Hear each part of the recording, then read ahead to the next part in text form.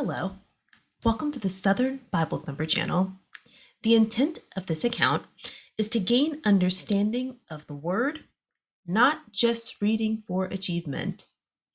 This is a long book with multiple translations written hundreds of years ago.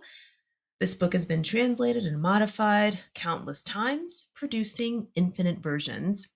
Reading multiple translations and using additional tools will aid in accomplishing this goal of this account. So, the first resource that we have, the hard copy of the Bible. Now, the reason why hard copy is so important is because this serves as a control. All digital resources can be manipulated or corrupted. And once you have a physical copy, it's it. This is it. So this information that we have in our hands is going to be contained. Also, if you're a person that likes uh, a pat on the back, so to speak, mine has these, if you see the different coloring? Once you read, the color fades from the edges and you have this white to document and encourage you to continue reading onward. Now, you can't get that with a digital copy. So, for a long time, I I was born during the time when information was only found in books. So, that was important. Knowing where to find the copyright, knowing where to find the table of contents, understanding how to use that information to understand what's in the actual book itself was a very useful skill. Uh, and so, just examining this hard copy. So, this Bible contains these traditional record keeping pages where, of course, I am Southern Bible Thumper, uh, Big Bible Thumper, that is. So, I've written my name here because this is my Bible. And we have when I get married. That's why this is blank because I'm unmarried. But when I get married, I will write all of this information here. This book is heavy. This word is heavy. Okay, so after we get holy matrimony, we get, the pages where we can list the family tree of both the bride and groom,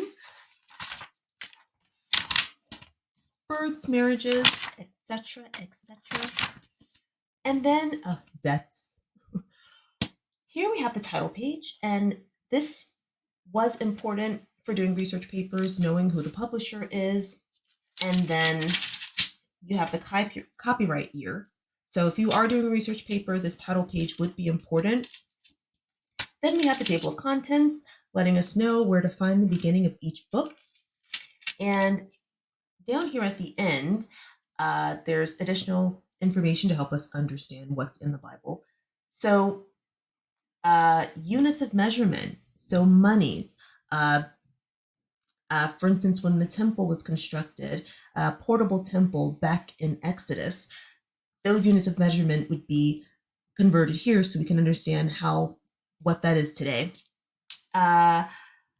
Land maps, which I am not admittedly not great at reading maps or making sense of them, and I also kind of don't believe in them because the margins of a land, the borders can change at any time, and they usually do.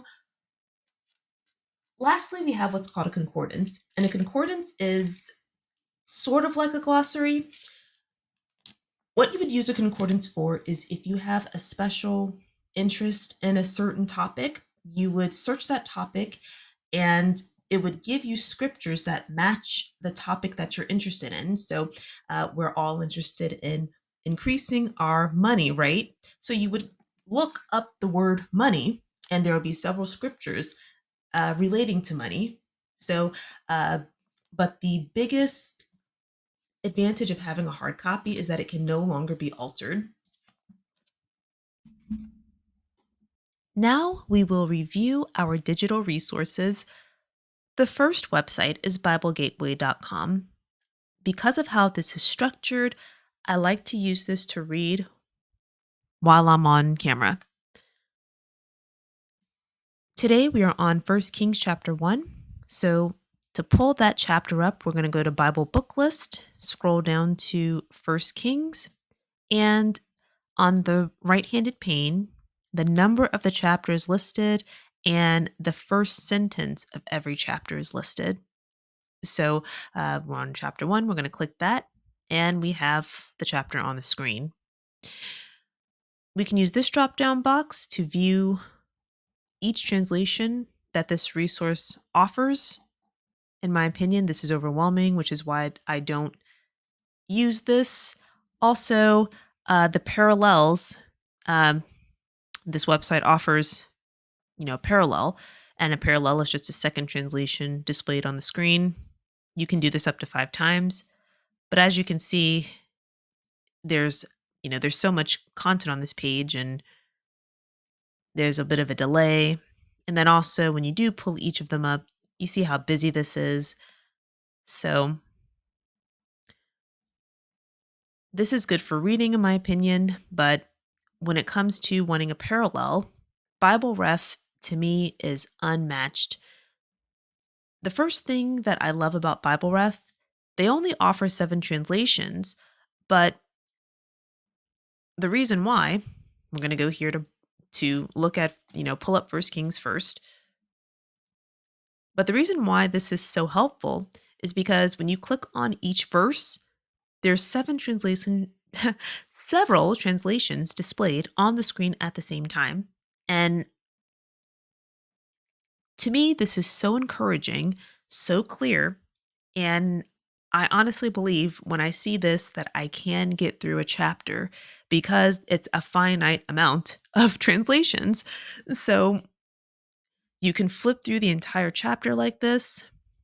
There are some additional resources like down here, often, there have been chapter summaries. So that's why I like using this because of it's a finite amount. We're going to go here to Bible Hub, and I like to use this resource too. That's if I really can't find understanding or there's a discrepancy, which we've encountered that before on Bible Ref. We go here to Bible Hub, and we can get the actual translation from the original language of the Bible. So Bible is written in Hebrew, or at least up till this point has been written in Hebrew. So what we're going to do here for Bible Hub is go to the interlinear, because the interlinear is going to give us these Hebrew characters exactly as it was written, and we have to read it from right to left. So now that we've clicked interlinear, we're going to go here to the top, go to First Kings. Once that's pulled up, you see this right here, click for chapter. Now we have the entire chapter on here. But each of these are different resources, translations. In my opinion, this is just overwhelming. So that's why I get through the Bible the way I do with these resources. Lastly, we have Merriam-Webster.com. In my opinion, unmatched when it comes to dictionary and thesaurus. I end up needing to use this a lot more than I don't. So that's why I have this up here. And yes, these are the digital resources used. So I hope to see you in the next video. Have a wonderful day.